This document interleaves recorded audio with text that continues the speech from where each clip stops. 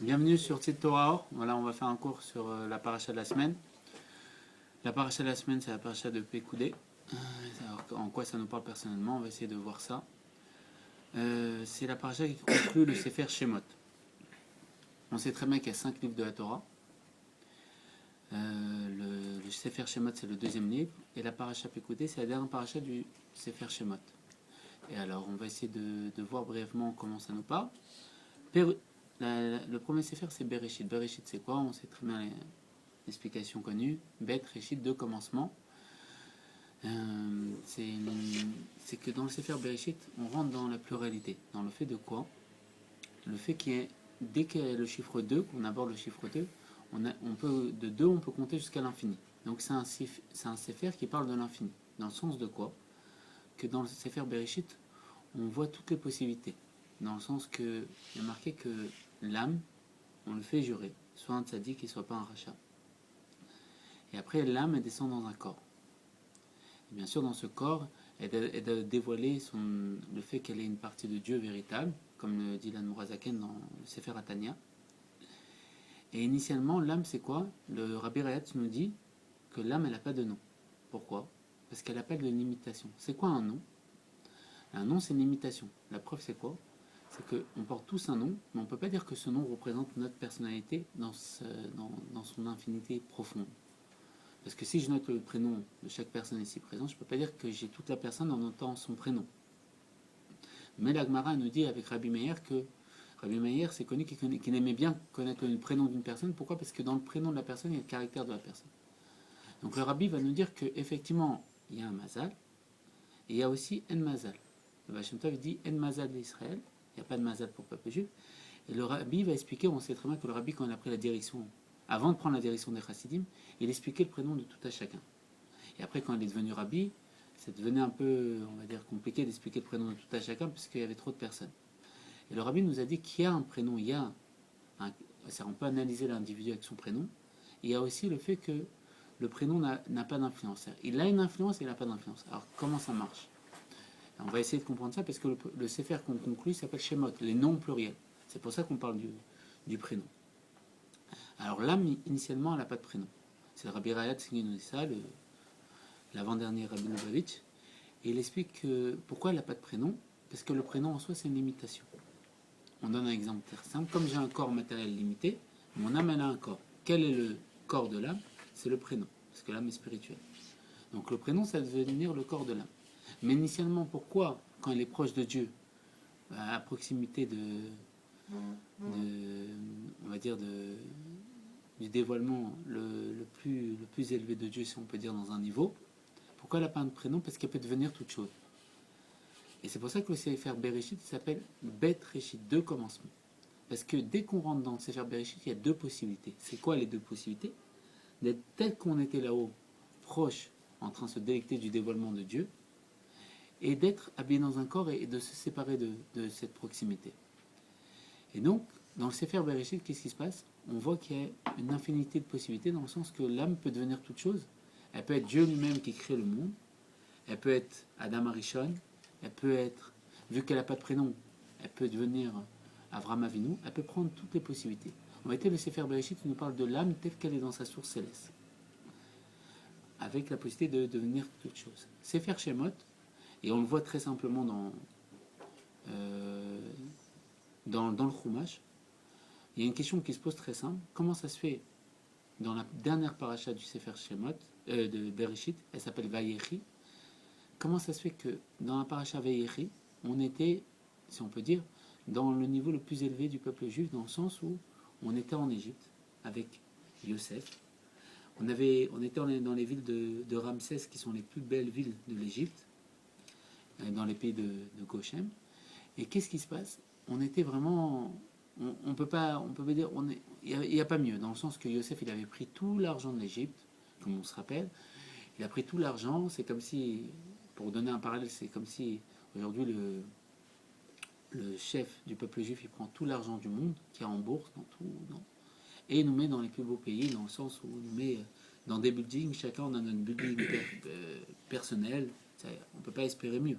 Et bizarrement, on passe d'une paracha du Sefer, on passe de la paracha Vayechi à paracha Shemot, un nouveau roi se lève, et qu'est-ce qui se passe?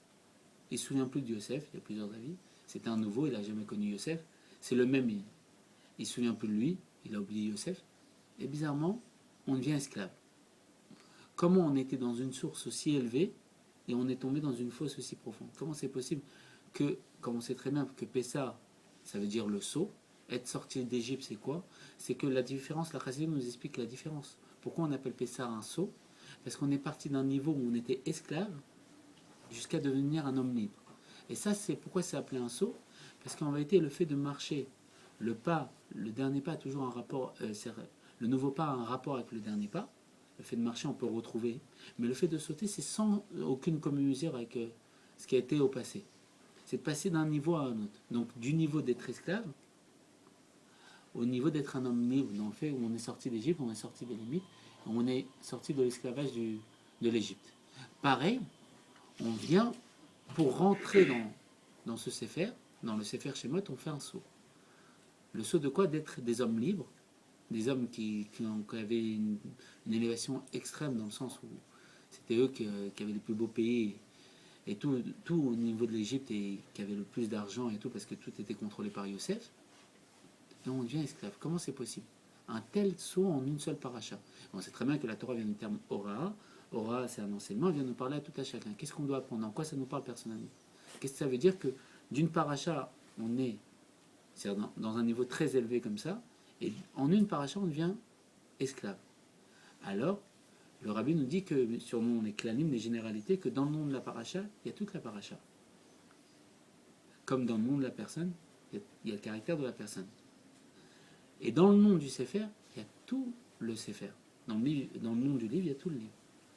Bereshit, on a dit, ces deux commencements, c'est quoi? C'est que l'âme peut devenir toute chose. Elle peut être Adam Arishon, elle peut être Hachem qui crée le monde. C'est une partie de Dieu. Et sur une partie de Dieu, donc Keter Shem Tov, le Baal Shem Tov va dire qu'on ne peut pas dire que dans une partie de Dieu, il y a moins Dieu. Il y a Dieu lui-même, dans toute son immensité. Et comme Dieu, il a appelé Nosefarim, celui qui mélange les contraires, et Nimam Nimlaot, celui qui n'est pas empêché d'être empêché, cette partie de Dieu peut devenir toute chose. Elle peut prendre le vêtement, c'est comme des vêtements qu'elle met sur elle. Les vêtements, c'est les prénoms. Elle peut mettre le prénom d'Adam et avoir l'apparition d'Adam. Elle peut mettre le prénom, le vêtement, comme on s'habille matériellement. Si je m'habille en roi, on va croire que je suis un roi. Si je m'habille en policier, on va croire que je suis un policier. Et je peux verbaliser. C'est-à-dire que le vêtement dévoile la personne, donne une expression à l'individu, dans une définition qui soit policier, soit roi, soit ceci, cela. Tout à chacun. Le fait que je vais être habillé avec une barbe et un chapeau, on va dire, oui, il est religieux. Si je ne suis pas habillé en barbe et chapeau, on va dire, il n'est pas religieux. Voilà. Donc le vêtement définit l'individu intérieur, dévoile ce qu'il y a à l'intérieur. D'accord. Donc l'âme dans le Sefer Bereshit, elle peut devenir toute chose, vu qu'on voit que dans le Sefer Bereshit, c'est quoi? C'est une infinité de recommencements. Pourquoi? Dieu qui crée le monde, Adam Arishon, Noah, Avram Avinu, c'est toutes les possibilités de l'âme de devenir toute chose. On arrive au Sefer Shemot, on était au plus haut niveau qui était Vayechi, la paracha Vayechi, on était avec tout le peuple juif, d'accord, avec dans les plus belles villes, et on passe en une paracha, on devient esclave. Comment c'est possible? Alors de là, on comprend. Le nom de la paracha, qui est le nom du Sefer, s'appelle Shemot. Les noms pluriels. Shemot, c'est quoi? On a dit le nom, c'est la limitation. Ça y est. On a enfermé l'âme dans un prénom. Et elle est esclave de ce dévoilement. Aujourd'hui, elle est bloquée dans une expression qui est quoi? Soit David, soit Michael, soit Mendel. Et on l'a enfermée dans ça. Et pour l'âme, qui est une partie de Dieu, qui peut mettre des vêtements à l'infini, qui peut changer, qui a toute la garde-robe, donc la possibilité de devenir Adam Arishon, tout, elle est enfermée que dans ça. Et c'est pour ça que le Sefer Shemot s'appelle le Sefer des noms pluriels. Et c'est le Sefer qui est lié à l'enfermement de l'âme. Et donc c'est pour ça que matériellement, dans le Chumash, ça s'habille comment? On devient esclave. En vérité, l'âme, elle devient esclave de quoi? D'une seule expression. C'est quoi la seule expression? L'expression de son nom. C'est pour ça que c'est appelé les noms au pluriel. Donc c'est quoi? C'est l'âme qui s'est limitée à travers une expression qui est son prénom. Michael, Yosef, Yaakov. Tous ces noms nous enferment. Alors il y a une question qui se pose. Comment on sort d'Égypte? Comment on sort maintenant? Si je suis enfermé, si Dieu il a voulu que je sois enfermé dans un nom, comment je fais? Maintenant je suis esclave de ce prénom. C'est une des explications profondes de la sortie d'Égypte. Alors ils ont fait... Qu'est-ce qu'il a demandé Paro? Paro, on sait très bien qu'il représente le corps. Le corps, c'est quoi? C'est comme si on avait mis un sac sur l'âme et on l'a bloqué. On a limité la vision de l'âme, que l'âme voyait d'un bout du monde à l'autre. Elle voyait tous les mondes spirituels, elle voyait tous les dévoilements divins. Mais là, on a masqué cet écran, on l'a limité dans une vue. On a limité tout son potentiel dans un prénom. Comme on a un corps limité, l'âme elle a un corps limité, ça devient son prénom. Alors elle est enfermée et elle est esclave de cette expression qui est son prénom. D'être simplement une mesure de dévoilement qui est notre personnalité à tout à chacun. Mais on sait très bien qu'ils sont sortis d'Égypte par Achabbo. Beau, c'est venir. Justement, en allant vers Paro, on sort d'Égypte. Égypte, Mitzrayim, en hébreu, c'est les mêmes lettres que Mitzrayim, les limites. On sort de nos limites. Comment on sort? Qu'est-ce qu'il a demandé Paro? Qu'est-ce que notre corps nous demande? Paro, il représente le corps. Notre corps, il a demandé, il faut faire des briques. C'est quoi les briques? Le Harizan, il nous dit des choses extraordinaires. Il nous dit comment on fait des briques. Il dit, pour faire des briques, il faut prendre de l'eau. Et c'est quoi l'eau? En Maïm et la Torah. L'eau, c'est la Torah. C'est le niveau du tzaddik, la partie de Dieu qu'on a en nous. Et il faut prendre de Afar, de la terre. C'est quoi la terre? Afar, c'est les mêmes lettres que Paro. Il faut mélanger le corps et l'âme. Il faut unifier le corps et l'âme. Comment on va faire? Il faut prendre du feu. C'est quoi le feu? C'est la volonté. Le feu, c'est l'élément que quand on le met vers le bas, il veut toujours remonter vers le haut. C'est que dès qu'on le met vers le bas, il veut. Et s'il n'a pas un élément sur terre sur quoi se maintenir, il retourne vers sa source. C'est le feu qu'il y a dans notre cœur de vouloir faire le désir de Dieu de résider Bétartoni, de faire résider tout en bas. Le feu qui est en nous de vouloir faire la volonté de Dieu, de réaliser la ta'ava de Dieu, parce que Dieu, il a créé ce monde et il veut qu'on réalise son plaisir, et on est les émissaires de Dieu pour ça. On a un feu en nous, ce feu c'est de réaliser sa volonté. Et grâce à ce feu, on va faire quelque chose que personne ne peut faire. Qu'en vérité, il n'y a que Dieu qui peut faire. Pourquoi? Parce que Dieu lui-même, il a appelé nos safarim, ceux qui mélangent les contraires. On va mélanger des contraires. C'est quoi? L'eau et le feu. L'eau et la terre. Deux antagonistes. L'âme et le corps. Et qu'est-ce qui se passe? Quand on mélange Afar, Esh et Maïm, ça fait des briques. Et les briques, c'est quoi? En vérité, c'est les noms. On est en train de fabriquer des noms. C'est-à-dire quoi? On est en train de délimiter notre prénom dans le sens où, par exemple, en hébreu, la lettre, elle s'écrit Aleph, mais Aleph, ça s'écrit aussi Aleph, Lamet, Fait.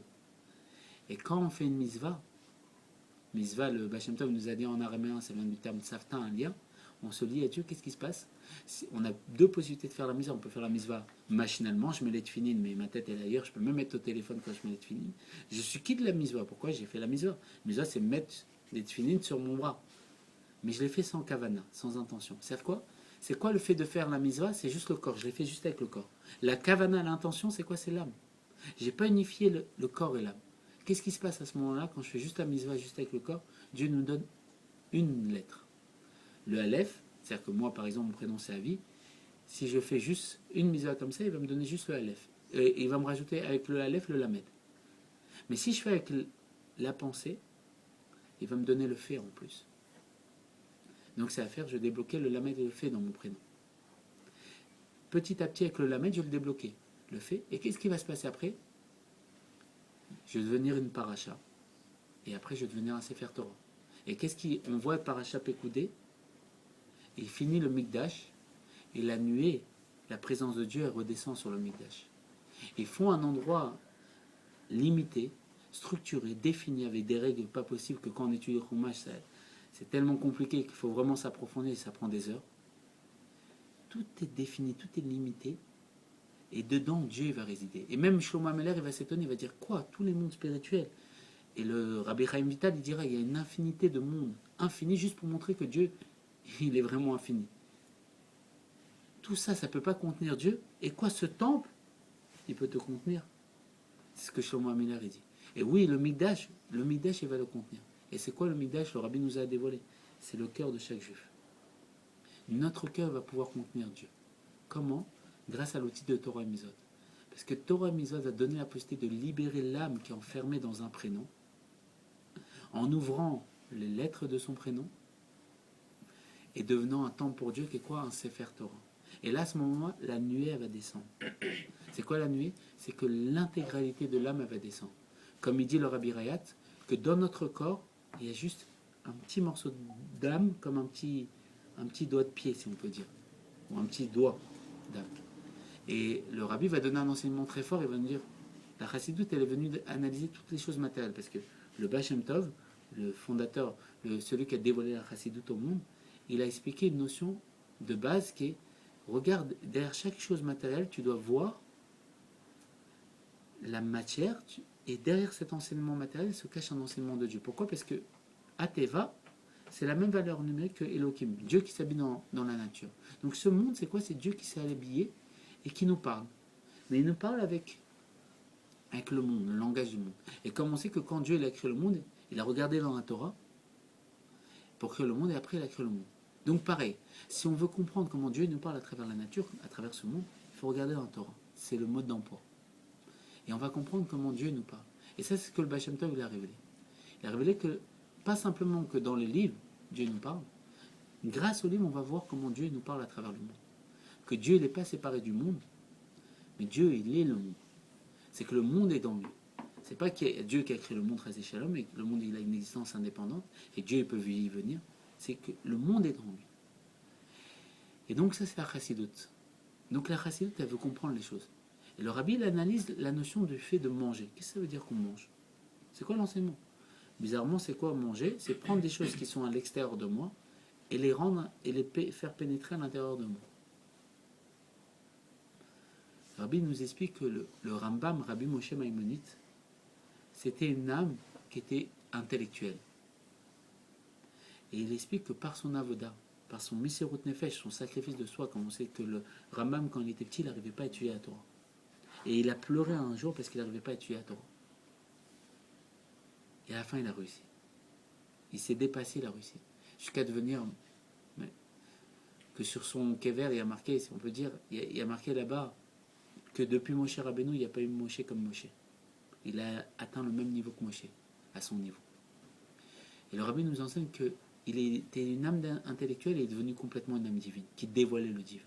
Il est devenu le chef et le prince de la génération, le Mashiach chez Bédoro, le Mashiach de sa génération. Il dit, le Rabbi, qu'en vérité, il a grandi son âme en donnant de lui. Comme on peut manger matériellement, il a fait pénétrer son âme en donnant de lui.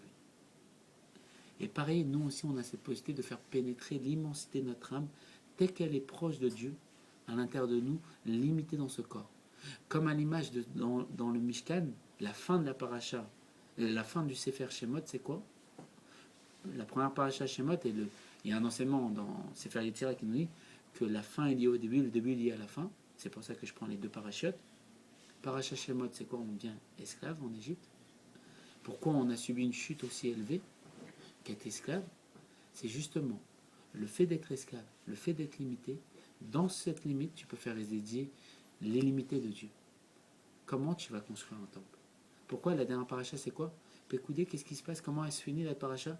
Il réalise le Mishkan, le temple qui était portable dans le désert, et la nuée, elle descend sur le Mishkan. C'est quoi la nuée? Comment ça nous parle? Le Mishkan, c'est notre cœur. C'est que grâce à l'outil de Torah Mizot, aux 365 interdits sur Mera, aux 248 positifs à Setov, plus les 7 des sages, qui sont la même valeur numérique que Keter, la couronne, je vais couronner le roi, et qu'est-ce qui se passe à ce moment-là? L'âme entière, le roi dans son intégralité va pénétrer au-dedans de moi. Il va pouvoir résider, je vais être un midash pour lui, et il va résider dans ce midash. Il va sous les midash, et Sharatim et Torah. C'est ça l'explication de qu'est-ce que ça veut dire, pourquoi elle se finit dans le sens qu'on a fini le Mishkan, et que l'âme, que la nuée elle descend sur le Mishkan. Pareil. En réalité, quand on va pouvoir faire Torah et Mizot dans son intégralité, et le Rabbi nous a dit des choses extraordinaires, dans notre génération, on n'a jamais vu un Rabbi comme ça. Le Rabbi, il nous dit qu'aujourd'hui, on a tous fait tchouva. On a tous fait tchouva, le Rabbi, il le dit. Le Rabbi, c'est un prophète. Le Rabbi, quand il dit des choses, il n'y a pas à discuter. Le Rabbi, il dit, aujourd'hui, on a tous fait tchouva. Ça ne dépend pas de nous. Ça dépend du Mashiach lui-même pour avoir la délivrance. Que tout a été fait. Donc ça veut dire quoi? Qu'aujourd'hui on est prêt, notre corps est prêt, le Mishkan il est prêt.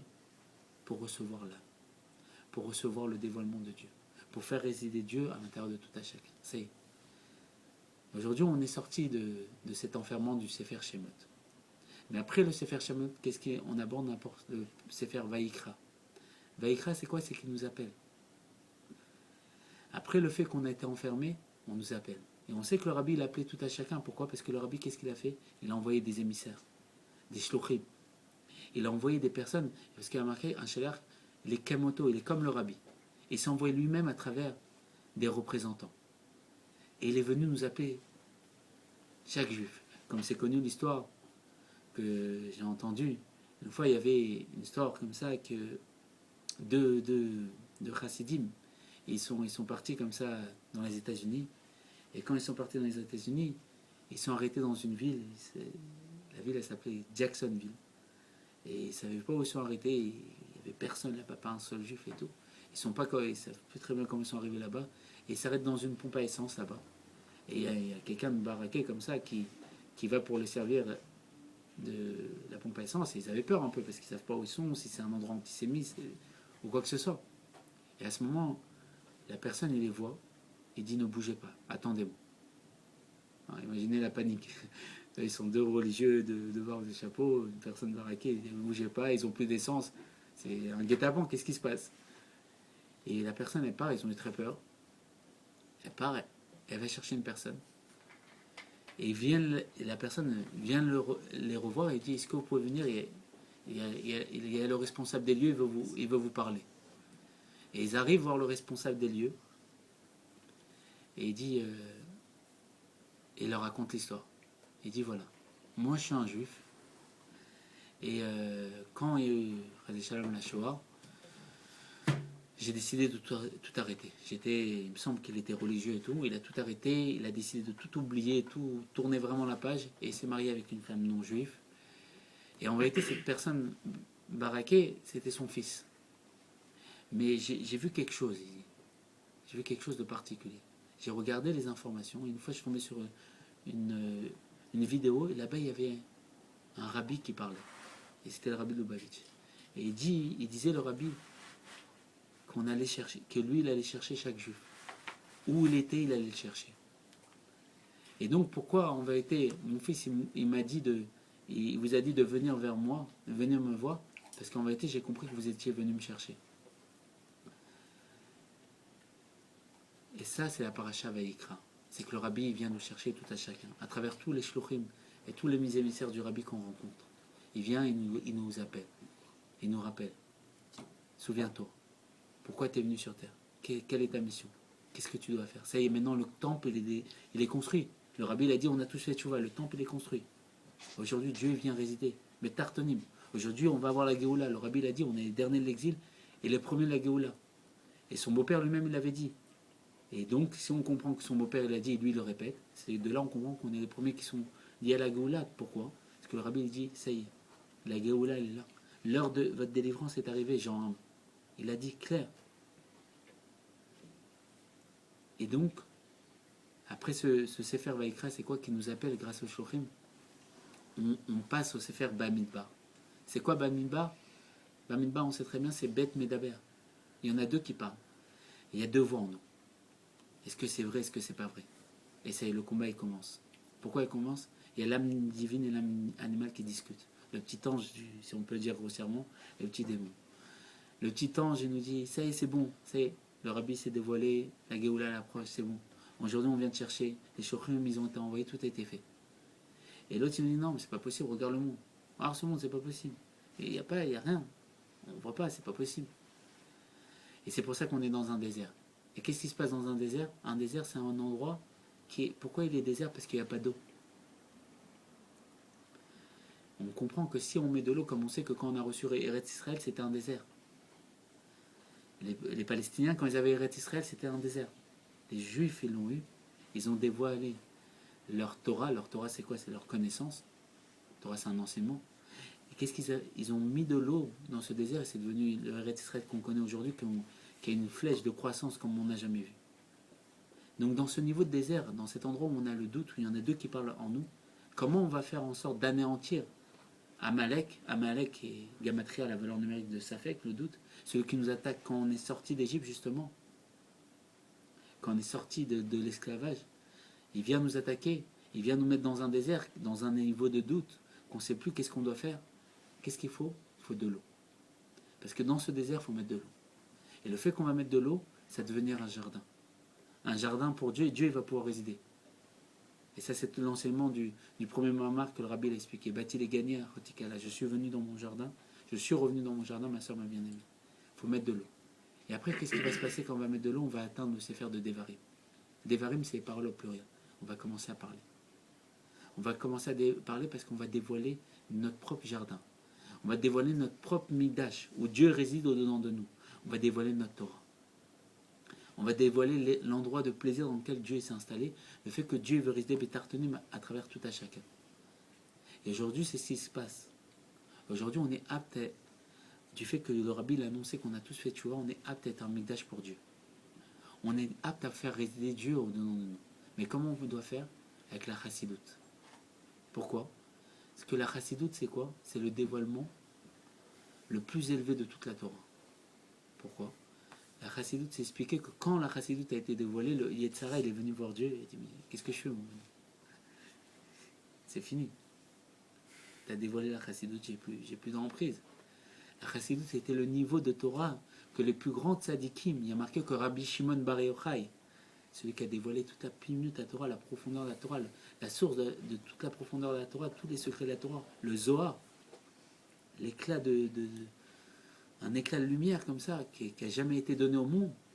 Il y a marqué qu'à la fin de son enseignement, il hésitait à savoir, il tremblait à savoir s'il pouvait dévoiler la chassidoute. Et il l'a dévoilé dans Hydra Rabbah.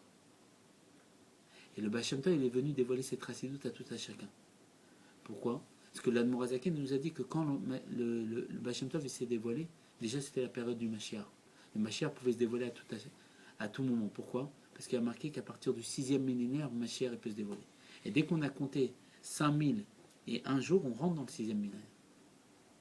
Aujourd'hui, on est en train de recevoir le dévoilement de Mashiach. Le dévoilement de Mashiach, c'est la chassidoute. Pourquoi? Qu'est-ce qu'elle fait la chassidoute? Elle dévoile le niveau de En Od Milvado, qu'il n'y a rien d'autre à part Dieu. Pourquoi? La chassidoute vient nous expliquer tout ce qui est matériel, nous donner un enseignement spirituel. Elle nous explique comment le matériel, donc le corps, qui cache l'âme, il est une seule chose avec l'âme. Il est totalement unifié avec l'âme. Qu'en vérité, ce n'est pas un écran séparateur, mais lui, c'est le moyen de dévoiler l'âme. Parce que le Tzemar Tzedek dirait quelque chose d'extraordinaire. Il dit que quand on voit notre visage dans le miroir, on voit notre âme matérialisée. Notre visage, c'est le dévoilement de notre âme. Si on veut voir l'âme, on se regarde dans la glace. On voit l'expression de l'âme. Le corps, la nature, est là pour dévoiler le divin. Mais juste, aujourd'hui, c'est pas au grand jour, dans le sens où il y a marqué que Dieu, il a caché le soleil dans son écrin. Et quand Mashiach va venir, il va sortir le soleil de son écrin. Quand Mashiach va venir, il va dévoiler, on va voir de nos yeux que tout est Dieu, qu'il n'y a rien d'autre à part Dieu. Mais maintenant, le travail de la chassidoute, et le Tzemar Tzedek, il a expliqué. On lui a dit, c'est quoi la chassidoute? C'est quoi la suprématie d'étudier la chassidoute? Qu'est-ce que ça a de particulier? Il dit que quand Mashiach va venir, quand on va étudier la chassidoute, le fait d'avoir étudié la chassidoute, il y aura le A. C'est quoi le A? C'est que quand Dieu il va sortir le soleil de son écrin, on va dire ah c'était ça. C'était ça qu'on m'avait expliqué. Ah, je suis en train de le voir. Ah, je suis en train de le comprendre. Et même le rabbi, il a expliqué que pour ceux qui n'ont pas étudié la chassidoute, il y aura comme un Nulpam, un système de pouvoir rattraper, pouvoir étudier et pouvoir comprendre. En vérité, quand Mashiach va venir, le Rambam il dit que le monde il va pas changer. Le monde il va pas changer. Juste, on va voir le monde avec une vision différente. Et on sait très bien qu'il y a marqué Bishvili Nivrat Olam. Pour moi, le monde a été créé dans le Tania 41. Et il y a marqué pour un aveugle, Dieu ne crée pas le ciel. Pourquoi? Parce que l'aveugle, il ne peut pas le voir. Donc, il ne crée pas des choses sans intérêt. Et c'est pour ça qu'il y a marqué Tamin Maseh Bereshit à chaque instant. Il recrée le monde. Et Kulam Bechorma, c'est-à-dire il recrée la sagesse à chaque instant. Chacun, selon notre possibilité de compréhension, il nous crée. Et chacun, on a une vision différente. Si on voit un événement se passer devant nous, on va le comprendre différemment par rapport à notre vécu, notre éducation, notre connaissance. Et en vérité, quand Mashiach va venir, c'est que on va anéantir, on va enlever le safek, le doute. Grâce au fait de mettre de la Torah dans notre vie, de la Torah dans notre désert, qui représente ce corps, on va faire pousser un jardin, un endroit de plaisir, et on va dévoiler Dieu au-dedans de nous, on va dévoiler que tout est Dieu.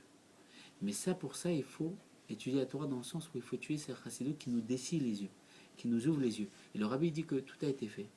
Et qu'aujourd'hui, ça dépend d'une personne qui ouvre les yeux. Qui ouvre les yeux, qui voit clairement qu'il n'y a rien d'autre à part Dieu. Il va voir de ses yeux que tout est Dieu. Et la différence entre un S, un miracle, et quelque chose de naturel, c'est qu'un S, on le voit pour la première fois. Une chose qui se passe pour la première fois, on appelle ça un S, un miracle. Mais quelque chose qu'on voit s'habiller dans la nature, on appelle ça la nature. Mais en vérité, quand Mashiach va venir, on va expliquer que la nature, c'est un pélé des pélés, une merveille dans les merveilles, la merveille des merveilles. Pourquoi? Parce que c'est un S qui s'habille dans le fait qu'on croit que c'est normal, c'est naturel.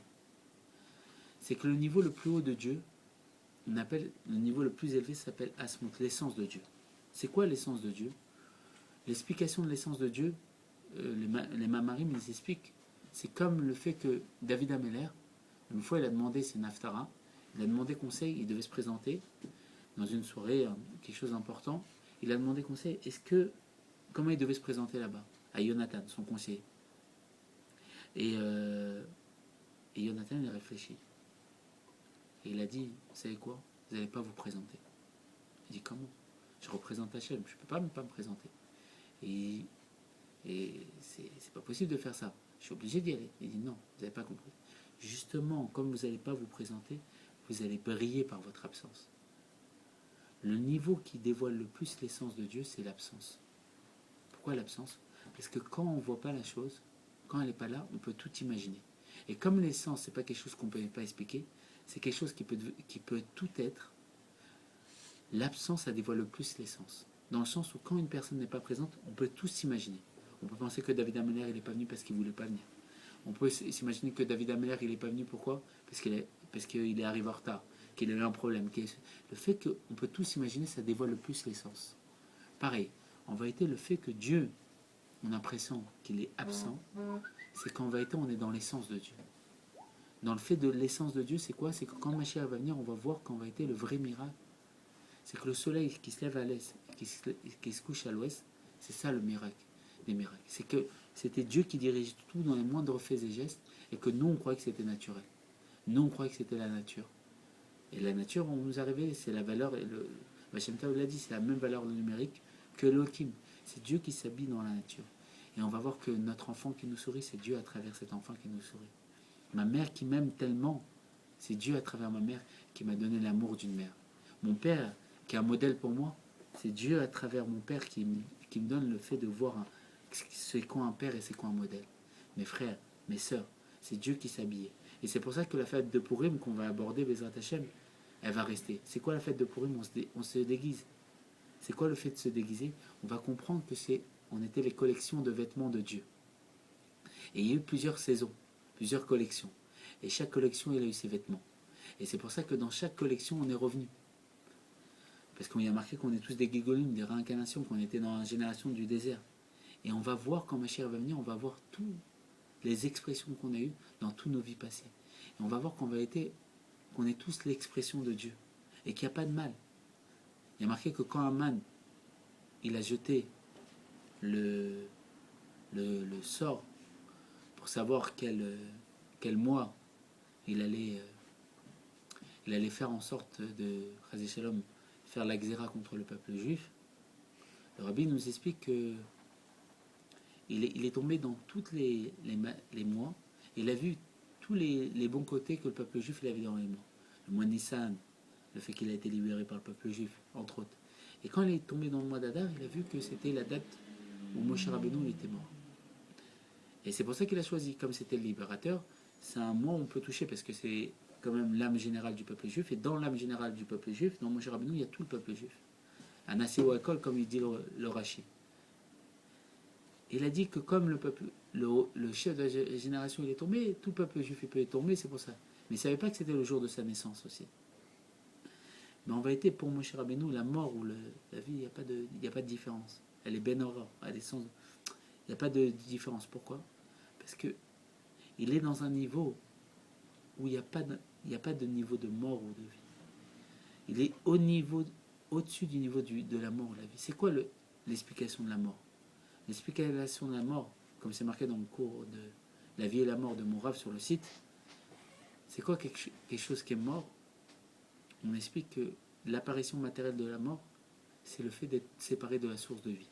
C'est quoi la source de vie? Torah Chaim, une Torah de vie. Et c'est pour ça qu'il est marqué dans la Torah, tu choisiras la vie, tu ne choisiras pas la mort. C'est être proche de Dieu. Quand on est proche de Dieu, quand on est unifié à Dieu, à l'image du Moshe Rabbeinu, que Bétor Grono à travers sa bouche, Dieu y parle, il n'y a pas de dimension de mort. Pourquoi? Parce qu'il est vivant pour l'éternité. Pourquoi? Parce qu'il est l'expression et le dévoilement de Dieu. Il est la continuité de Dieu. Dans le sens que le Rabbi il a dit, ce que je dis, je l'ai vu marqué nulle part. Un Rabbi c'est Asmout, ou Maot Betarou. C'est l'essence de Dieu dans un corps. Et il dit, ceux qui veulent me croire, tant mieux. Ceux qui ne veulent pas me croire, comme ils veulent. Mais ça, c'est un ergesh, c'est un sentiment. En vérité, on est tous cette dimension-là. On est l'expression de Dieu. S'il y a marqué, il y a Enon Mitvado, il n'y a rien d'autre à part Dieu. Il n'y a rien d'autre à part Dieu. Le Rabbi dira dans un mamar, si on réfléchit profondément, il n'y a que Dieu et le juif. Et si on réfléchit encore plus profondément, il n'y a que Dieu lui-même. Mais Dieu il peut mourir. C'est juste dans la conscience, c'est juste dans nos connaissances limitées qu'on peut croire qu'il y a une mort, qu'on peut croire qu'il y a une séparation. Mais quand on prend conscience qu'en vérité on est tous des parties de Dieu, on vit pour l'éternité. Et c'est pour ça que le système de l'âme, c'est qu'elle revient de vie en vie. Elle revient l'âme et elle met des nouveaux vêtements, une nouvelle définition, une nouvelle expression. Et elle revient. Et il y a marqué qu'elle revient. Au fil de toutes les générations, on est revenu. On est revenu et c'est pas exactement nous qui sommes revenus. Nos Gilgolim, c'est pas exactement nous. On a montré tout le potentiel de l'âme, de s'habiller dans toutes les expressions possibles. Et le Sefer Shemot, c'était le fait qu'on était enfermé. On était enfermé dans cette conscience qu'on pouvait être esclave, qu'on pouvait être mort. Et donc là, le fait que le Rabbi a annoncé qu'on a tous fait tchouva, on est sorti de cet enfermement. On a été libéré, on a fait le niveau de Pessah, on est sorti d'un niveau sans aucune mesure à l'autre, dans le sens qu'on était esclave, on est devenu des hommes libres. Et qu'est-ce qui se passe? Vaïkra, il nous appelle. Il nous appelle par les shurim qu'il a envoyés dans le monde entier, le Rabbi. Il nous appelle, il nous dit c'est maintenant. Et à ce moment-là, dès qu'il nous appelle, bizarrement, qu'est-ce qui se passe? Il se passe Bamidbar, Bet Medaber. Il y en a deux qui parlent en nous. Il y a le fait que ce racide qui vient me voir, je sens que c'est vrai ce qu'il me dit. Je le sens au plus profond de mon cœur, que s'il y a la Torah, il n'y a rien d'autre. Mais de l'autre côté, il y a le monde. Et je crois que c'est deux choses différentes. Non, c'est la même chose. Dieu s'habille dans le monde. Dieu lui-même, c'est la source du monde. Le monde est en lui. C'est pour ça que dans la Gemara, il est appelé Makom, l'endroit. C'est un de ses noms.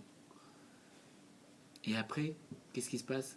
Après ce Sefer Bamidbar, le fait après qu'on a été réveillé par les Shochim, qui ont fait Vaïkra, qui nous ont appelés, par l'intermédiaire du Rabbi qui les a envoyés, on va faire quoi? On va faire la dimension de Devarim.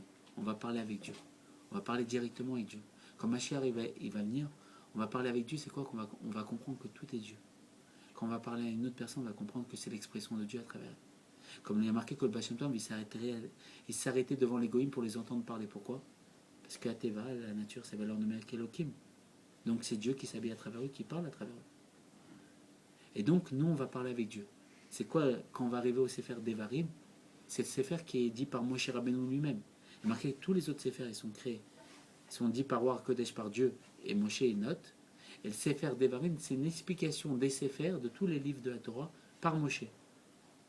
C'est quoi? C'est qu'on va dévoiler notre propre Torah. On va parler avec Dieu. On va pouvoir enseigner à tout à chacun. Notre compréhension, on va expliquer comment on comprend Dieu, comment on voit Dieu s'exprimer. Et à tout à chacun, Dieu se dévoile de manière différente. Et c'est ce qui va se passer quand Mashiach Bezrat Hashem va venir. Et Bezrat Hashem, on souhaite que des bonnes choses pour toutes les présents, matériellement et spirituellement. Et que Bezrat Hashem, on prenne conscience qu'en vérité, que ça y est, le Mishkan, il est prêt. Qu'aujourd'hui, Il faut se servir de la chassidoute pour faire pénétrer l'eau au-dedans de nous. L'eau, c'est notre âme dans son intégralité. Et comme ça, Bezrat Hashem, on va pouvoir, un d'entre nous va pouvoir ouvrir les yeux, faire pencher la balance de mon côté et débloquer la Géoula.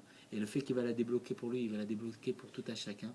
Et que ça soit dès à présent, avec la grâce de Dieu, avec toutes les bénédictions pour tout à chacun, matériellement et spirituellement. Et